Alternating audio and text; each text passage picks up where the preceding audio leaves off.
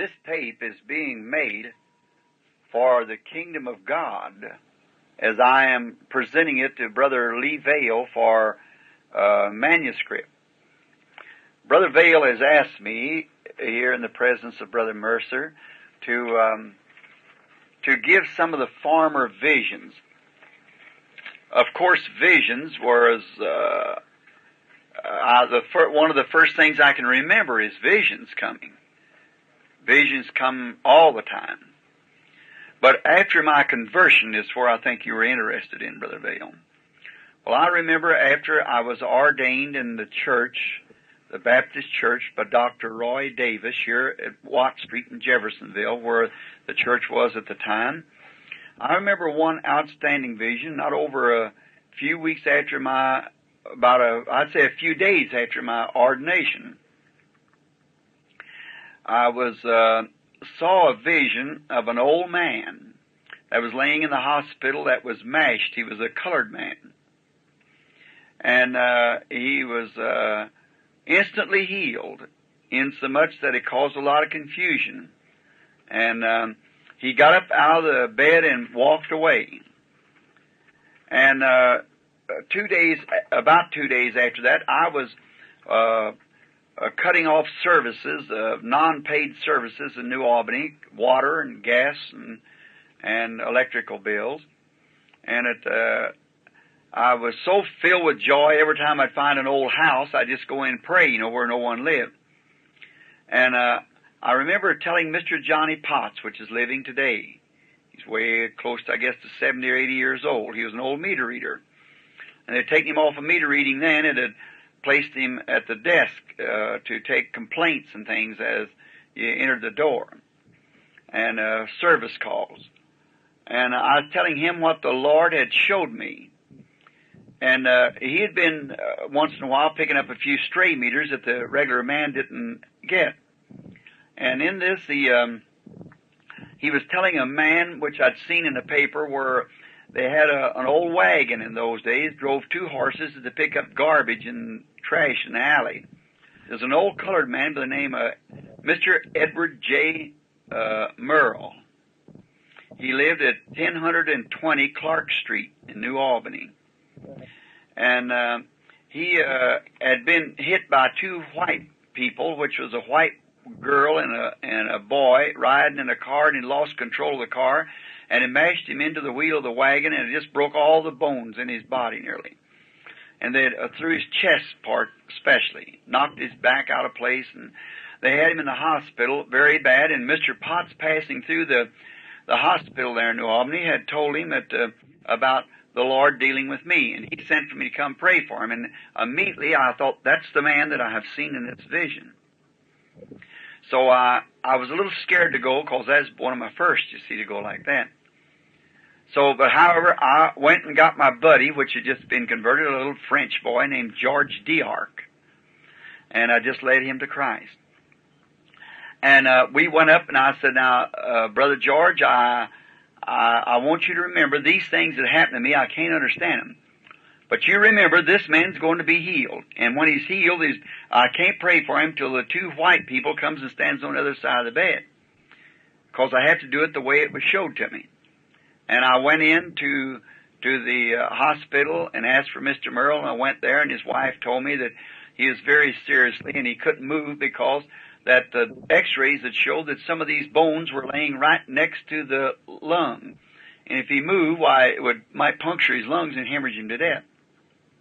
And he was very bad, and it was hemorrhaging a little from his throat and so forth because he was bleeding around the mouth.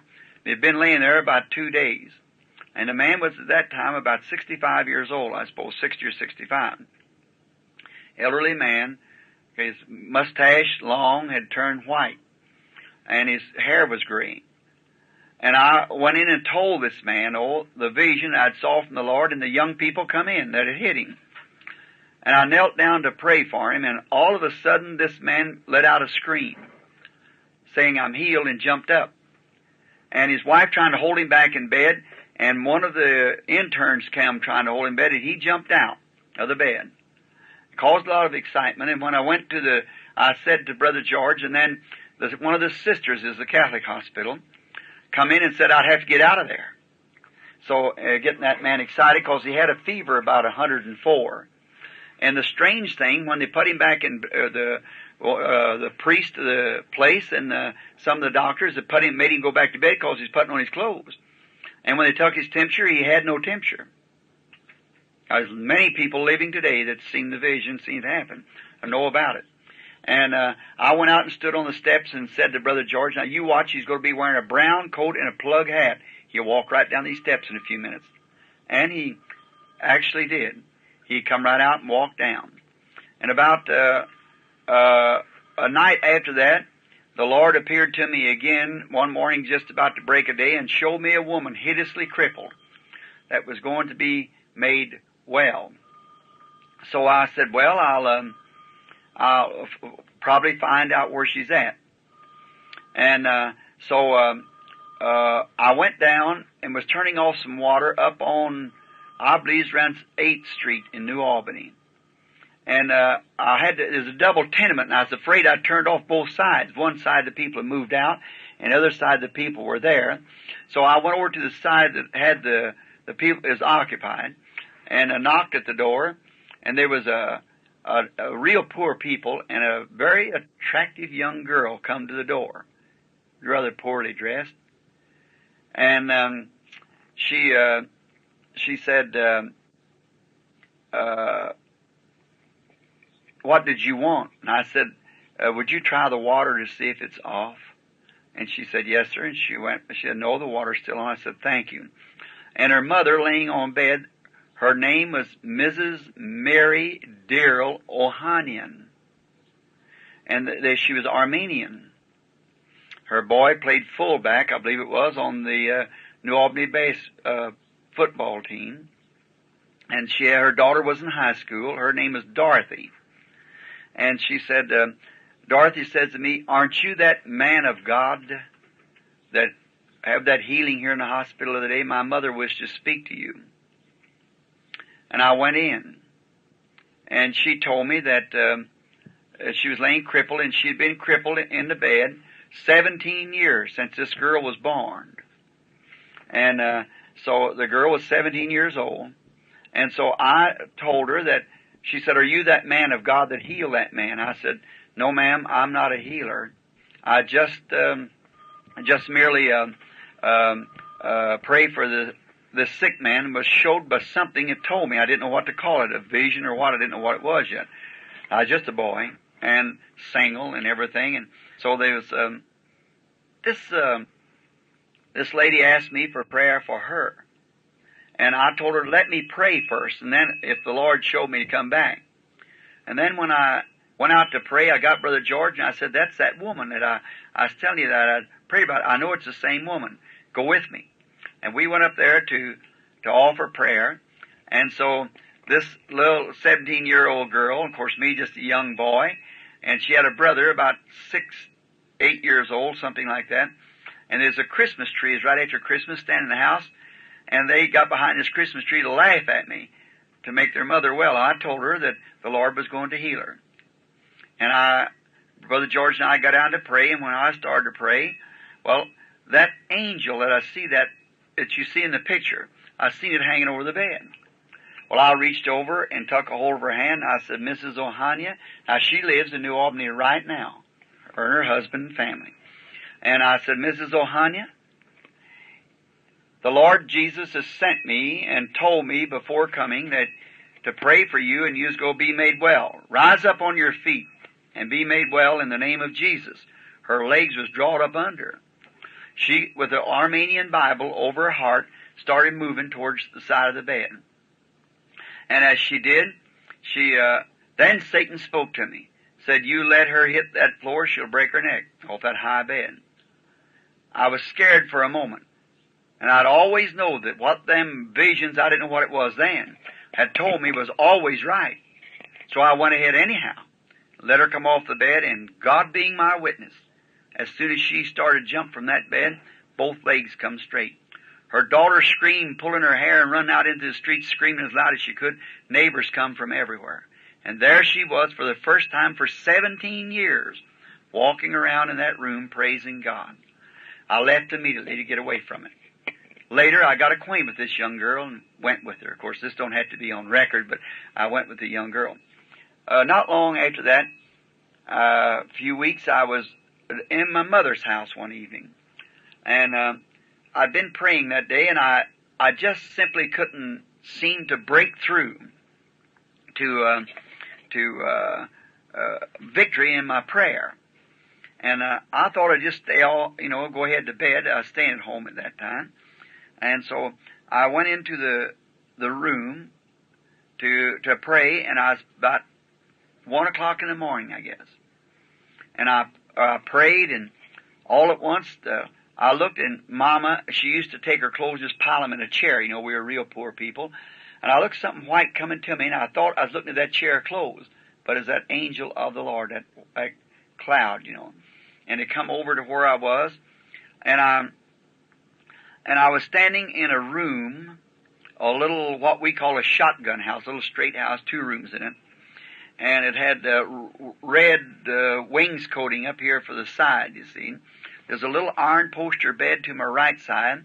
There's a black-headed woman standing against the one room, went out into the kitchen. She's standing against that kitchen door, weeping. There was a father standing to me and had brought me a baby, that something had been laying on his little chest, and his left leg was wound around till it was laying up against his little body, and the right leg wound vice versa, both arms wound up too against his body, and his little body was twisted and wound up till it right here at his neck. And I wondered, what does this mean?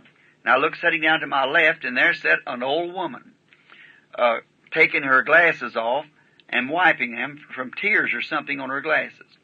To my right, on a red duofold, which was a match to the chair, sat a young blonde-headed boy with curly hair looking out the window. And I looked standing way over to my right, and there stood in that angel of the Lord. And he said to me, "Can this baby live?" And I said, "Sir, I don't know." He said, "Lay your hands across it, it shall live." And I did, and the baby had jumped down out of the arms of the father, and the little right leg untwisted, and the right side untwisted, right arm untwisted. It made another step, and the other side untwisted, made another step, and the other side untwisted, the body, middle part untwisted, and he put his little hands in mine and said, "Brother Branham, I'm perfectly whole." The little baby was wearing blue corduroy coveralls or overalls, little bibbed overalls, and he had brown hair and a little bitty tiny mouth. And then the angel of the Lord told me he was taking me somewhere else, and I was carried way away, and he set me down by the side of an old graveyard and showed me the numbers on a tombstone near a church, and he said, "This will be your directing place." He carried me into another place, and there was looked like it had been a little town with about 2 stores in it, and one had a yellow front, yellow bordering on the walls. And I walked up there, or stood there, and there was an old man coming out with a blue corduroy jacket on, or a blue jean jacket, and blue overalls, with a yellow corduroy cap, and he had a big white mustache. He said, "He'll show you the way." And the next time I come to, I was walking into a room following a rather heavy-set young woman. And as I entered the door, the figures in the paper on the wall were red. Up over the door had a sign, "God bless our home." There's a big old brass poster bed laying to my right side, and a chunk stove setting at the left. And over in the corner laid a girl of about 15 years old, and she'd had polio or something that had drawn her right leg up and her foot turned sideways and is drawn under, and she looked like a boy. Only she had hair like a girl, and she had a heart-shaped lips like a girl. And he said to me, "Can that girl walk?" And I said, "Sir, I do not know." He said, "Go put your hands across her stomach." Then I thought it was a boy sure enough, because he had me put my hands across her stomach. I did as he told me, and I heard somebody say, "Praise the Lord." And I looked up, and when I did, this girl was raising up. And when she raised up the pajamas she had on, her pajama leg come up and it showed a round knee like a girl's knee and not knotty, like the boy's knee. And I knew it was a girl. And she had on her pajamas, and she come walking to me, combing her hair. She's blonde, combing her hair. The girl lives in Salem today, married and got 3 or 4 children. And her mother and father are still there also. And so I come to. And I could hear somebody saying, Brother Branham, or Brother Bill. Oh, Brother Bill. And my mother was calling me. And I thought, I could hear one way of coming out of that vision, kind of droggy. And I said, what do you want, Mom? And in the next room where she's sleeping. And she said, there's somebody knocking at your door. And I heard it, Brother Bill. And I opened the door. There's a man stepped in. His name was John Emmel. He lives in Miami, Florida now. And he said, Brother Bill, you don't remember me. I said, no, I don't believe I do. Said, you baptized me and my family. But said, I took a road that's wrong. He said, I killed a man here some time ago, hit him with my fist and broke his neck in a fight. Said, I've lost one of my little boys, the oldest one. And said, the youngest one is laying home dying now. And said, the doctor, the city here, had just left and said, the child has double pneumonia. And it just barely can get its breath. And said, you come on my heart and wonder if you'd come and have prayer with it. And said, now, as you know, I'm a cousin to Grim Snelling, which Grim Snelling, the Reverend Grim Snelling now, had not become a minister at that time, a nice Christian boy. He said, he's my cousin, I'm going down to get him, which lived about a half a mile from me down in the city, and said, I'm going down to get him, and will you go up? I said, yes, Mr. Himmel, as soon as I put my clothes on. And so he said, I'll take my car and take you up. And I said, all right. He said, as soon as I get Grim. And I want you all to pray for the baby. And I said, all right. So then I went to getting ready. And Mother said, what was the matter? I said, he's a little baby to be healed. And so she said, healed? And I said, yes, Mother. And so I said, I'll tell you more about it when I come back. So in a few moments, he knocked at the door, and Brother Graham was with him. We was going up here by what we know as the boatyard now, which was the old Howard shipyard at the time. I said, Mr. Himmel, where do you live at now? He said, in above Utica. I said, you live in a little, what we call shotgun house, little 2-room. Yes, sir. Sets on a hill. Yes, sir, he said. I said, your baseboard here is made out of tongue and groove, and it's painted red. He said, that's right. I said, the little baby is laying in an iron poster bed, and he does have in the house at least a pair of blue corduroy overalls, says he has them on. And I said, and the baby is teeny fella, about 3 years old, and he's also got a little teeny mouth, little bitty thin lips, and he's got light brown hair. He said, that's the truth. I said, Mrs. Emmel is a black-headed woman, and in this room you have a red duophile and a red chair. He said, was you ever there, Brother Branham? And I said, just a while ago. A while ago, he said. I said, yes. Well, he said, I never seen you. I said, no, it was spiritually. I said, Mr. Emmel, you've heard me tell, if I baptize you, of things that happens to me. I see things before it happens. He said, yes. He said, something like that happened to you, Brother Branham? I said, yes, Mr. Emmel. Ever what it was that told me has never told me a lie. Your baby's going to be healed when I get there. And he stopped the car, fell over the wheel, said, God be merciful to me. Take me back, O Lord. See, and I promise you to live for you the rest of my days if you're going to spare my baby's life. And there he gave his heart to Christ. We moved into the house, all excited about him, a soul being brought back to Christ. When we went into the house, there laid everything just exactly the way it was, only the old woman wasn't there. Excitable. So excited, I said, bring me the baby. And the baby just barely living. See, that winding up was the life gone out of the baby. It was just wound to its little throat. And I said, bring me the baby, not waiting for the vision to fulfill. Brother Vale, if this pad was supposed to be laying here, I can't say a word till that pad's laid there. See, it has to be just the way it showed me. So I said, bring me the baby. And Daddy brought the baby to me, and I prayed for it, and it got worse. So I thought, now something, it really lost its breath, and they had to fight and shake and everything to get breath in. I thought, now there's something wrong. And I happened to think, where's the old woman? That wasn't there yet. So they take the baby, laid it down, they's putting stuff under its nose and everything, and crying, the mother screaming hysterically and everything. But the baby was just barely breathing. I thought, well, through my stupidity, I have misused the vision of God, because I never waited on it, being so overexcited. By this you can see, Brother Bill, why I wait. I don't care who tells me. I love you as my brother.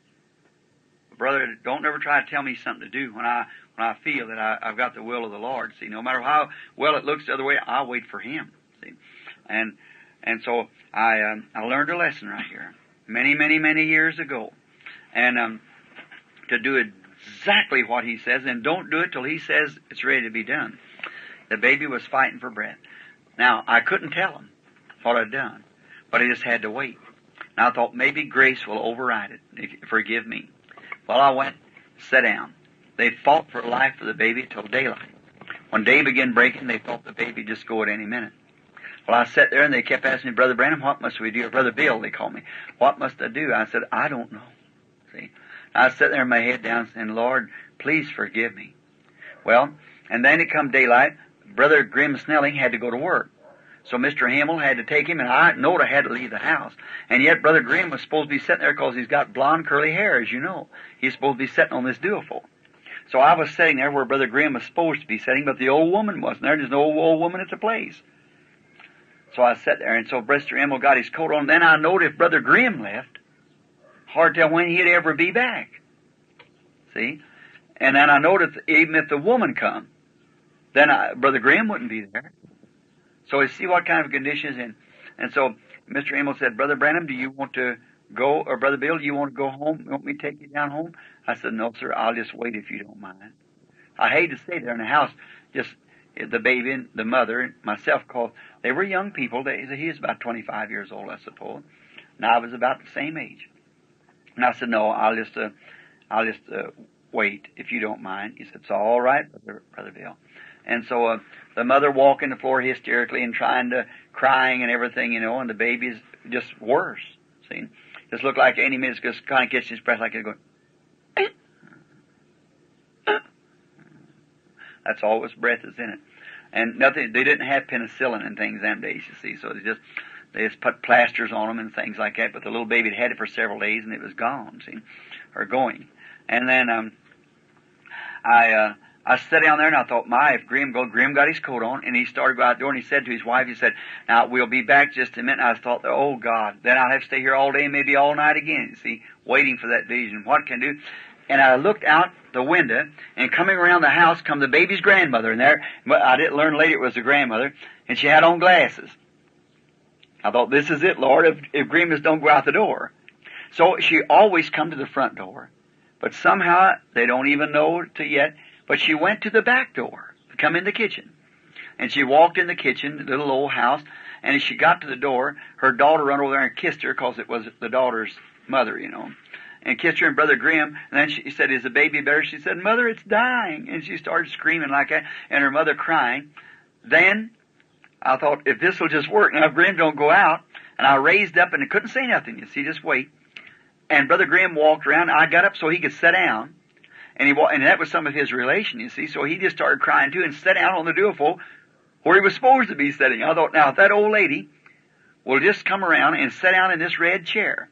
And I got back to the door where Mr. Himmel was standing with his overcoat on and ready to go out. Real cold weather, blizzardy cold. And I thought, and the old lady sat down in this chair, and Grimm sat down and ducked his head down, and the mother of the baby put her hand up on the door and began weeping. Just exactly the vision. And the old lady sat down, and instead of it being tears altogether on her glasses, coming from the cold, it fogged them. And she reached in her little briefcase and got a little handkerchief out, or a little satchel, and started wiping these glasses. Brother, that was it. I said to Mr. Emmel, Mr. Emmel, you still have confidence in me as a servant of Christ? He said, I sure do, Brother Branham. I said, I can tell you now. I spoke ahead of the vision a while ago. That's why it didn't happen. If you still got confidence in me, Go bring me your baby. Oh, my. I seen it was right then, you see. Go bring me your baby.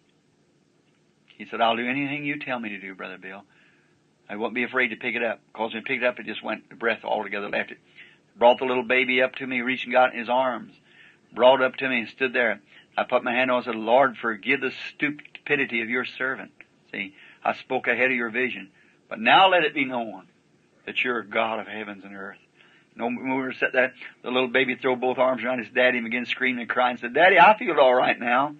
See, I said, Mr. Himmel, let the little baby alone. It'll be 3 days before it leaves it because it made 3 steps unwinding. I went home. I told it in my church. I said, I'm going back as on Monday. I said, Wednesday night before church, I'm going up there. There's poor people, and we made them up a basket of groceries to take to them. So I said, I want you all to go. And when I go there and you get around the house, and when I come to that place, to where that house is, you watch and see if that little baby don't come across the floor with a little mustache made here where he's been drinking chocolate milk or something, you see, and put his hands in mine and say these words, Brother Bill, I'm perfectly whole. This little 3-year-old baby. Watch and see if it don't happen. My wife now, Mita, way before we were married, so she was in the bunch. And a truckload went and placed themselves around the house, see, to see me when I drove up in the old public service company truck that I had home that night. I didn't have any car of my own, full of tar in the back and things, you know, where I'd been hauling it that day and fixing things. Drove up in front, stopped, went up on the porch, knocked on the door, and they didn't have no rugs on the little old floor. And the mother come across the floor and said, Why, it's Brother Bill, like that. And the people were looking at the windows at the time to see what would happen. And in the corner playing was this little boy the third day. I stopped, never said a word, and he comes strolling across the floor.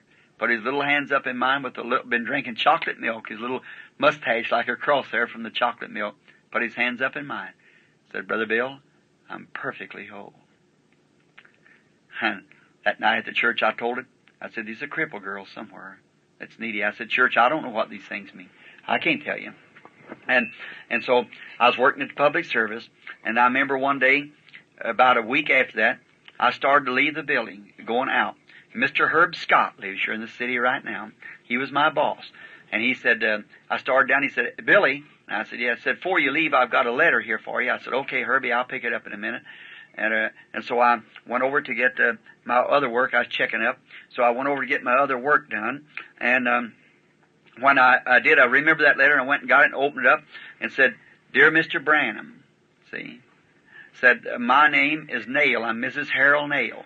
We live at a place called South Boston. And said, we're Methodists by faith. And I happened to read a little book that you wrote called Jesus Christ, the Same Yesterday, Today, and Forever, a little pamphlet. And we were having prayer meeting in our house the other night, and we have heard of you having success praying for the sick. And said, I have an afflicted daughter, 15 years old, said that's laying on the bed of affliction, and somehow I just can't get it off my mind that I should have you to come pray for this girl. Would you please do it? Yours truly, Mrs. Harold Nail, South Boston, Indiana. I said, you know, that's the girl. That's her. I went home, told my mother, told him about it. I said, that's the girl. And then that night at church, I said to the church, I said, here's that place. I said, anybody know where South Boston is? And Brother George Wright, you all are acquainted with him. He said, Brother Branham, I think it's down the south. So the next day, 2 friends of mine, and my wife, which now is, and a man and his wife from Texas, their name was Ad Brace. He lives down here now in below Milltown, farmer. He was a rancher out in the west, and he had moved here to be close to the church. And I'd prayed for his wife, and she had been healed of a tubercular condition. And so he wanted to see this happen. I said, you go with me and see if it don't happen just this way. So the lady had never seen a vision, Mrs. Brace. So my wife went with me, and Brother Jim Weishart, the old elder, you remember the church there, the old deacon, he wanted to see it. And I just had a little old roadster then, and I piled them all in there. And we went down below New Albany, and I found this sign, and I come to find out it wasn't South Boston, it was New Boston. So then I didn't know where to go. So I come back up to Jeffersonville and asked somebody, and somebody went to the post office, and they said, South Boston, is up above Henryville. So I went up to Henryville and I asked there, and they said, turn off on this road. It's about 15 miles back where these knobs here. You find a little place, you'll be careful, you'll miss it. Said because it's just one little store, and the store's got the post office and everything else in it. South Boston. Over in these knobs. These 17,000 acres of them knobs in there, you see. And this is over behind it in the hills there. So we went on riding along, and all at once I felt real strange. After being driving 5 or 6 miles, and I felt real strange. And I said, I don't know. They said, what's the matter? I said, I believe that one that talks to me wants to talk to me, so I'm going to have to leave the car. So I got out of the car, and the women sitting on women's laps, and everything, that little old roadster. And I got out of the car and went around behind the car. Now I bowed my head down, put my foot up on the bumper in the back of the car. And I said, Heavenly Father, what would you have your servant know? And I prayed, nothing happened. I waited a few minutes, and I thought, well, usually where there's a crowd like that, I have to get to myself. And so I waited a few minutes, and I happened to be attracted to look over there. And I happened to think, well, look here, here's that old church sitting down here. And if you ever at it, it's a Bunker Hill Church.